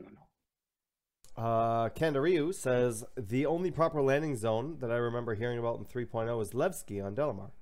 And the other places to land, besides Delamar, that I keep hearing are the moons of Crusader. Am I missing something? Or how are they going to handle trading spots? Trading to Port Olisar and Grimhex? No. So there'll be other points of interest. There'll be other space stations and things like that. Just not. I mean, there already are. There's Kovalex Station. Maybe that will be reinstated and working. Maybe security post Korea will be functioning. So that's 4 spots right there. I'm expecting a station above each moon as well, in my opinion. Maybe. Maybe yeah. I wouldn't maybe expect a truck stop it, at each moon, but it would make but sense. truck stops are for 3-1. Right? Truck stops are for 3-1, and that's how they're going to handle a lot of that. I imagine the first implementation of trading might be minimal, and what you'll have on the moon are those. God, I have such a bad memory. Is the habitation thing? What were they calling them? Outposts. Outposts. The outposts we'll see on the on moon. planets. Yeah, and they may have like characters there that you can trade with or whatever. Yeah. Well, some of them might have landing pads in slightly more advanced areas, not like. That's one of the things I'm really looking forward to 3.0 is exploring like all those player different towns. outposts and stuff like that to see what one, Gameplay. because they're all going to be different. Yeah. Neo Onyx says, in reference to AI, would any of you have a real problem if CIG goes the route of players being able to use AI modules for anything and everything on ships owned? For example, a player owns a Polaris or Tally or Connie equipped with AI modules at every turret or station to save the pilot seat. They basically have fully functional single-player ship regardless of size. I'm not concerned with it at all because I don't think they'll even do it. I don't think they'll do it. They want this game. It's so obvious based on their design to be played with other players. I don't mind them using AI modules for stuff like that as long as they have downsides. They can be dumb, they can take a load of power, they can require lots of other stuff so that you can't just chuck them in. You can't go into a Idris and just go, everything's an AI module. But I do think that you should be able to have them. You should be able to have a few, if you want. Yeah. You know, like if I'm just riding around in my, I don't know, Vanguard, and I don't want to hire an NPC for my turret, I should be able to throw a little AI module on there and shoot with it if I want, or slave it to my own ship, right? Which should be possible with items 2.0. Slave it to the cockpit. So yeah, I don't know. I don't think it's an issue. I don't think it will be an issue though. Yoko Rose asks, are you going to have a party when Squadron 42 is released? Yeah. I think Chris and all of them actually will too. I'll probably... It will be a legit party. I actually pre-prepared an answer for this, and it's fuck you, Yoko Rose. Yeah, that too. Also, fuck you. I was going to say I'll probably do something the same thing with, because we've been waiting so long for 3.0. When 3.0 finally drops as well, I'm going to be doing a charity thing for 24 hours, and I'll probably, depending on how far out Squadron 42 is, I will probably do the same thing for that. Where we'll just stay up and we'll play through it. And we'll have multiple playthroughs of the game, but probably the first playthrough will be a thing that will also do a thing for charity. And yeah, use it for good. Tom CHH says, do you fear that the Star Citizen economy may suffer from hyperinflation that is so prevalent in other MMOs? By hyperinflation, I mean continuous accumulation of wealth and equipment by players, forcing more and more grind or ship purchases in order to be relevant in combat, trade, mining, etc. No, because they are building the economy in a way that they are able to adjust it how they need to on their end. So if they find that people are accumulating more and more wealth, then the whole of the universe overall will just cost more. And that's just how it'll work. They'll try and keep that value, and especially with UEC being tied to an actual currency, that'll help that out as well. They need enough things that are expensive and things that you want to buy to stimulate their economy regularly. There needs to always be something that you have to buy, repair, refuel, insure. Get the next ship, whatever. Renting fees, all this stuff. Imagine the upkeep for a massively large fleet of specialized ships would be difficult to manage. Fuel, all that stuff. They need to manage that quite well so that players want to play, they enjoy playing, and they aren't able to accrue massive amounts of wealth forever without, of course, and just create inflation. So it needs to be balanced somehow. We'll see. Yeah, and I'm sure they'll have other things outside of those things to add as gold sinks, like being able to, like having to pay an NPC to get access somewhere, or things like that. Like there'll be all kinds of stuff that we can't even think of right now that'll be other gold sinks that they can introduce into the game if they feel that that's necessary. Yeah, like you pay a toll to a pirate org to get into a system that they're in control of at the moment or whatever. Yeah. I mean, people are saying it's an NPC-driven economy, which it is, but that doesn't stop players accruing money and holding on to it forever. That's what I think. That's what we were discussing that. Zeus Anoxia says, we've heard several CIG people say that ATV is marketing. Should ATV be marketing aimed at existing backers or towards attracting new backers? Both. A combination of both. Both, yeah.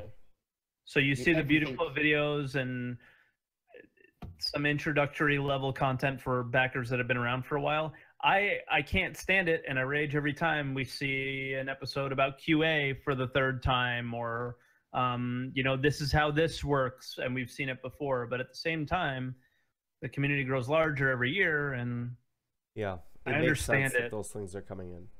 Yeah, I mean, everything for Star Citizen can be seen as marketing. Pretty much everything they show and display, because of its open nature, anything they show or display will be seen as marketing in some way. Helps the game grow. Literally is that. Zeus Anoxia also goes on to say, do you think we will ever see a Squadron 42 release schedule? And should we see a Squadron 42 release schedule? No and no, unless it's very basic. Yeah. Like, unless it's Evocati. Unless they have, like, their or whatever, locked down and they want to build up some anticipation to the actual release and they know what that date is. I think we'll just see a release date. Yeah, but I don't think we'll see I'm happy with just a release date. It's like stuff on that schedule report they wouldn't be able to tell us. The big difference is Squadron 42 is being developed like a real game, and Star Citizen's being developed with open development. So it's like, Squadron's like every other game from a big developer, where it's just like, oh, it's delayed, and oh, okay. And it's a good distinction to make, actually, Twerk. Squadron 42 isn't really in open development. Star Citizen is. Squadron 42 is not. It's not at all. Yeah. And I'm okay with that. I'm not saying that as a negative. It's just, it's a real, it's a game. It's a typical development where we'll find out about it when there's a release date. That's the schedule we'll have. A developer can come along and say, oh, it's moved along real nicely, but that's really as far as they can go. And even so, it's still more open than other games where we're seeing, like cinematic scenes being developed on ATV. So yes, it's open, but in terms of Star Citizen and Squadron 42 is more your traditional game development, while Star Citizen is not. Yeah. Next question from Southern Gus says, down the road after 4.0, how's the LTI system going to work? For example, if I sell my LTI to ship to another player, will he keep it? Effectively having lifetime insurance for all owners. Don't know. It will follow the hull. It follows the hull. Does it? They've said it already, yeah. Okay. There you go. It will follow the hull. So if you sell it, then yes. That is how they've explained it. That doesn't mean that it cannot change. But that's a good point. It may change. that's how it is set up for the time being. The real Mr. J says, do you think there will be underwater exploring? There's going to be underwater caves in Yella. I think they want to eventually. I think that's something that they want to go towards. I don't know. Probably a post-release when that's coming in. We'll see. There's a lot of things. Yeah, we'll see when it comes in, but they want us to be able to go swimming and do all of that other stuff. So I wouldn't imagine. I don't think it would be a post-release thing. I would think it would be a before-release thing. I think it's something that they want to put in, and they've hinted towards that. But we'll just have to wait and see how difficult it is for them to implement that. Viden Joru, I think I pronounced that correctly. Will the 3.0 patch, which he thinks should be called 2.7, yes, I agree, have the improved netcode that will make the game playable? Star Engine, some of it, whatever. Made a video about that today, mate. The beginnings of it. Yeah. Some of the parts of it, it won't all be coming in with this patch. There are some things that are going to be coming in with it, though, that will improve things, hopefully, in the right direction. Oh, And- well, it's definitely going to be going in the right direction. I mean, Yeah. they're setting up the object container streaming system. They're setting up loads of stuff. But I wouldn't serialized expect variables and stuff. 500 players and running 120 frames a No, second. well, that's with server meshing. So the long-term goal is to have Yeah. server meshing. But all these network improvements in the meantime are to allow that to exist on as little servers as possible. They want to have one instance with everyone in, effectively, on multiple servers, which all interlay over each other. Yeah. And Bored, if so you want to that's what we're post eventually your video link in chat, so Bloody people well can will, mate. check that out afterwards. Zeus Anoxia said, in ATV, it was said that CIG is really close to being able to create one-off special weapons. How long do you think it'll be until they will sell these weapons for IRL cash, and how much do you expect to pay for a custom energy sniper? I don't think we'll get stuff like that. I don't think like so either. specific custom weapons. Yeah. It's possible that they might sell The basic ones. Well, they might sell on the UEC store. Yeah. FPS weapons and armor and stuff. Well, but and you they might- have, right? They sold the pistol, Yeah. ballistic pistol. Yeah, they're there. In fact, there's a So- pistol. I forgot about that. But Yeah. I don't think we're ever going to see custom, specific, powerful weapons, one-offs or whatever, unique ones that are just available for money.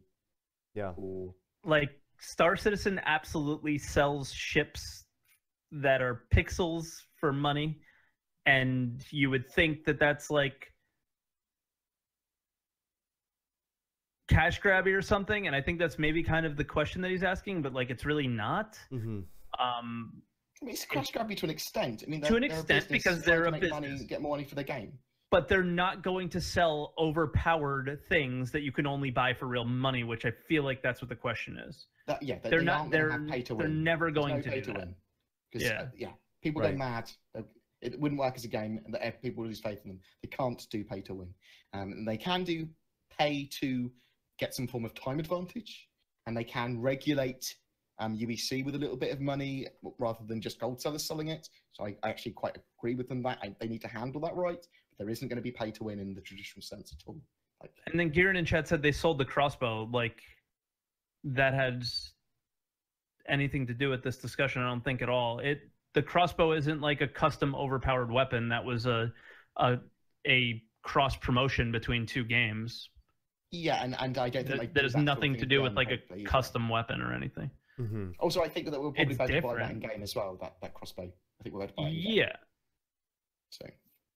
IDD says to Twerk17, when you want Counter-Strike type loot crates in Star Marine, don't you fear stuff like this would reduce the player count in the persistent universe? No. People are going to I play think it regardless. People are going to play the persistent universe because they want to play the persistent universe, but then they also might go and play some. Don't you think that the persistent universe would take away from Star Marine and Arena Commander? And I think those games should have some relevance too, and could be games on their own. Just I don't expect Star Marine to be CS:GO, if that's what you're asking. I don't expect Star Marine to be this like amazing game that people play for fucking 15 years on the same map every single day for the rest of their fucking lives like these people do in CS:GO. I don't expect that, but there is a marketing factor of CS:GO that worked, and that was weapon skins. So that's all I was. And like, it's very good for esports. Like, so there are other factors. It's great. It's a great, easily repetitive game. Really low barriers to entry. Anyone can play it on any rig. There's stuff like that.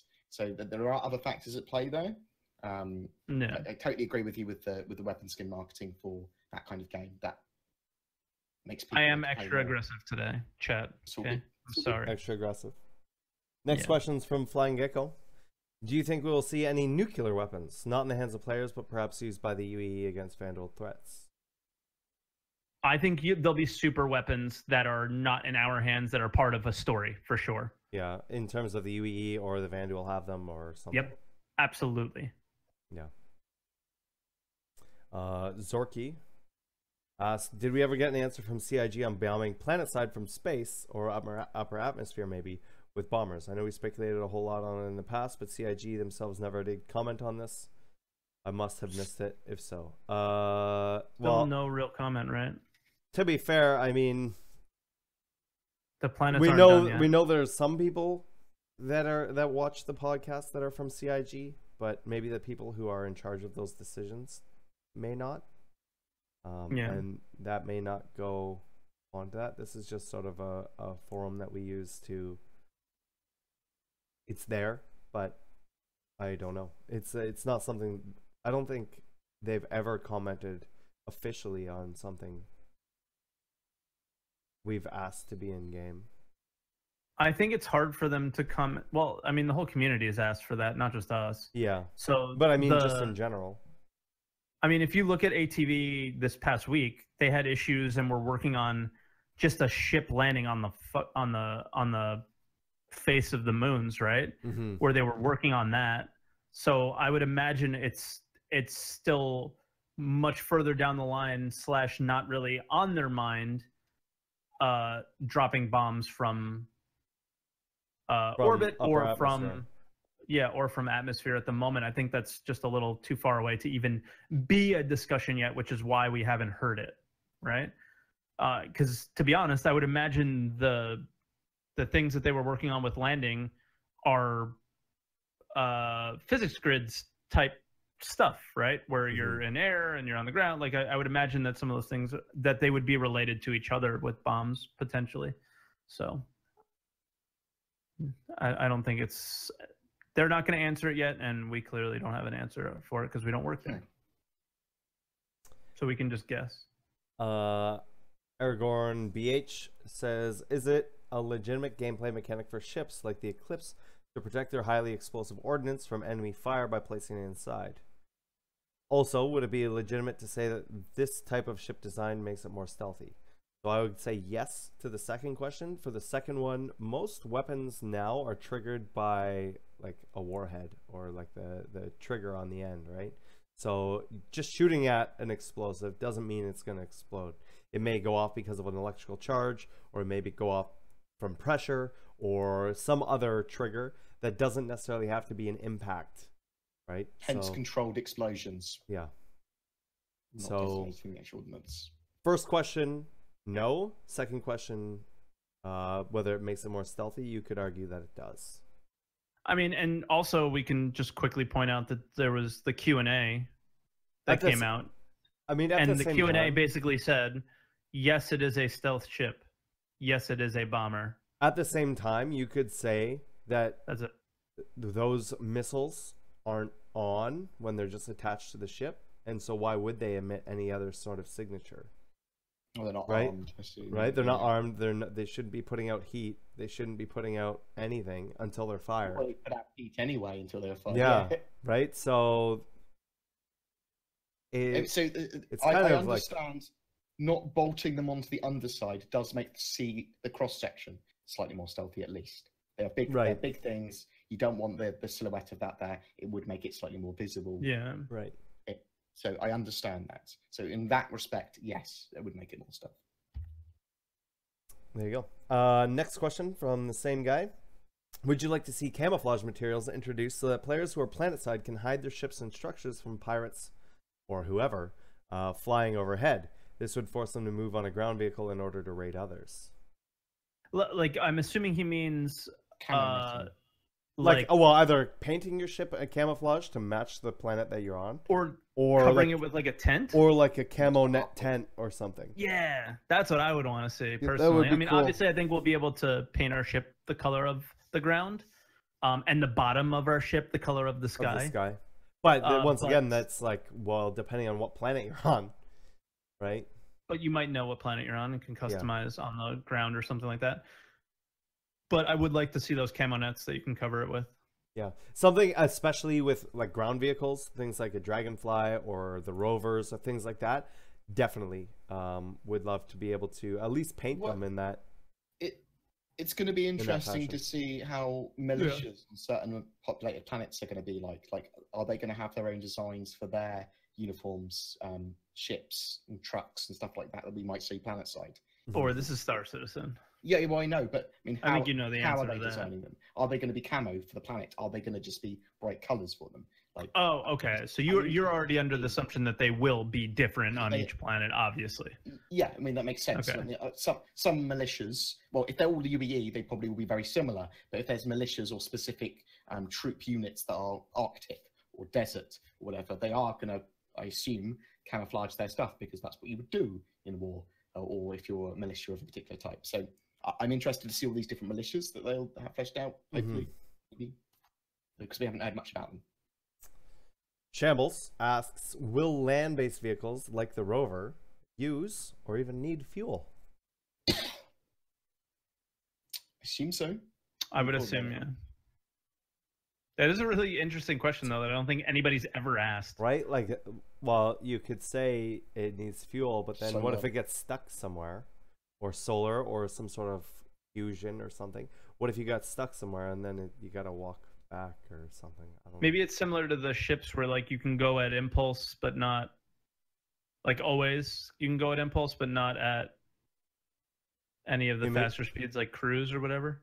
I don't know how vehicles are going to even do that. I would just imagine vehicles just have like a certain range of speed they can go, and that's it. There's no like boost, with the exception of something like the Dragonfly. But something like a Rover, I don't know, Source, because they built those. They didn't build them differently than they built the ships, right? Right, but that doesn't mean they need to add those mechanics to them. Agreed, but it could. Mm-hmm. It could.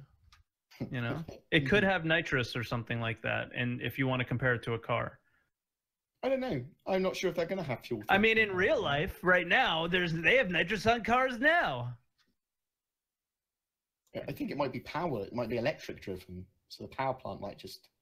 Well, this power plant will last 2 years. Here you go, Torque. I have a question from one of your mods to you. Yeah. In real-life safe places like America, EU, etc., there are plenty of robberies of various bright or outlandish colored trucks, vehicles, advertising the cargo they carry.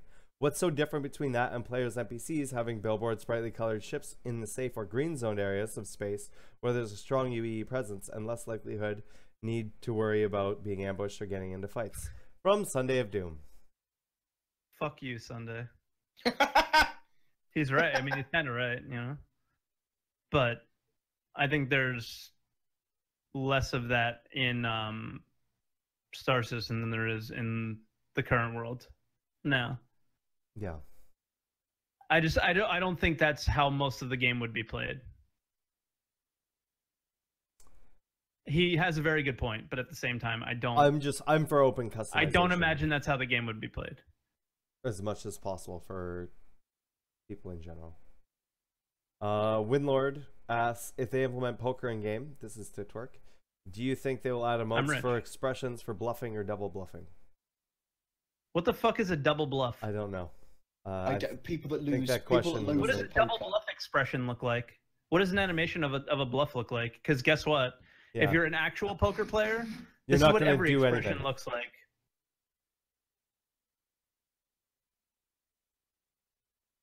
Yeah.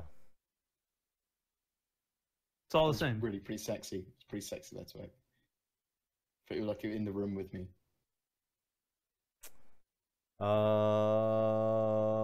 And that's it for questions. Oh.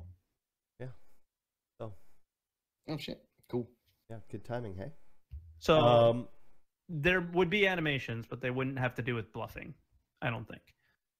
So I agree. Bad one. No. They might put some weird tells or something. I don't know, but that'd be stupid.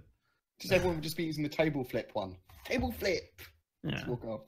Good job. Table flip everything. Table flip all the things.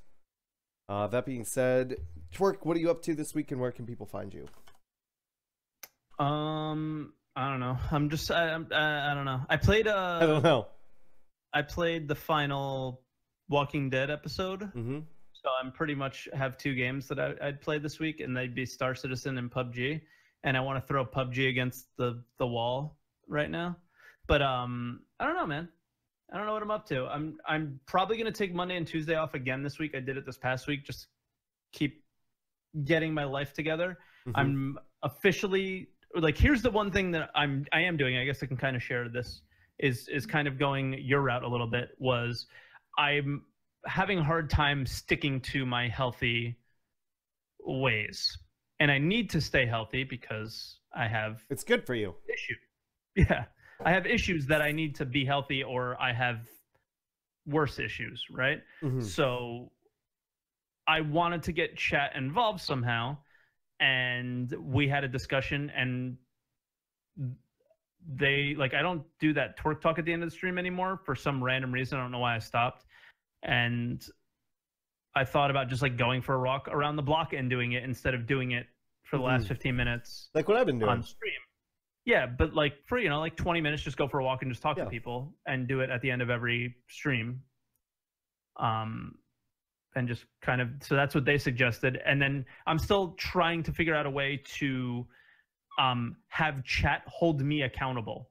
And I know what I want to do. I want to do a $500 gift card if I don't keep accountable, but I don't know how to have chat be accountable. So that's kind of what we'll talk about this week, and what we'll do this week is to try and figure out a way to get everybody involved with my healthy lifestyle and trying to stick to it. And I know you're kind of doing a similar thing where you're eating healthy as well, and just because you want to, not because it's doctor's orders like me. So yeah, sanity reasons. Mostly. Yeah, I mean it helps. Yeah, it helps with your mind. And people can find you Twitch.tv/Torque17 and at Torque17 on Twitter. Torkelson on Snapchat. I'm a fucking god. I'm a god on Snapchat. Teach me, Twerk. Teach me. I took a picture of you. You're on. I had you lying in my bed today on Snapchat. I was gonna say I hope I'm not on there, but oh, you're on there. There's one in general channel with a bunch of us. We're all on there. And BoredGamer, what are you up to, and where can people find you? People can find me at BoredGamerUK on the Twitters, the YouTubes, the Twitches, whenever I Twitch. I mean, I've been so bad recently. I'm just coming to the end of the most stressful period in my entire life. Over the next 6 weeks, I'm getting lots of stuff sorted, 4 to 6 weeks. So hopefully, as soon as that is over with, I will be back to being some semblance of saner. Well, a little bit more saner and happier. That's what I'm hoping anyway. Looking forward to some good news. Yeah, thanks, man. Thanks. I appreciate it. All the support everyone's given me, genuinely super appreciated. I'll be plodding along with the normal Star Citizen videos. I've been missing out a couple here and there. I've been super busy with personal real life stuff, with my brother and that sort of stuff. So just bear with me, guys. I'm not planning to go anywhere, but I've been very, very stressed and have had lots to do and lots of potential stuff to work on. So I love you. You're the best. Woo! What about you, Soros? What you up to? Yeah, playing Star Citizen. Gonna be playing some other stuff. Started Perception yesterday, which is a little interesting horror game. Gonna be finishing up that later on. We're gonna be streaming right after this, playing some Star Marine for a little bit. If anybody wants to join on that, you can find me on Twitch at twitch.tv/WTFOSAURUS and on Twitter, same place, WTFOSAURUS. Thank you so much, guys. Really appreciate it, and we will see you next week. I will be on right after this, so if you want to stick around, feel free. We will see you guys later. Take it, guys. Bye, guys.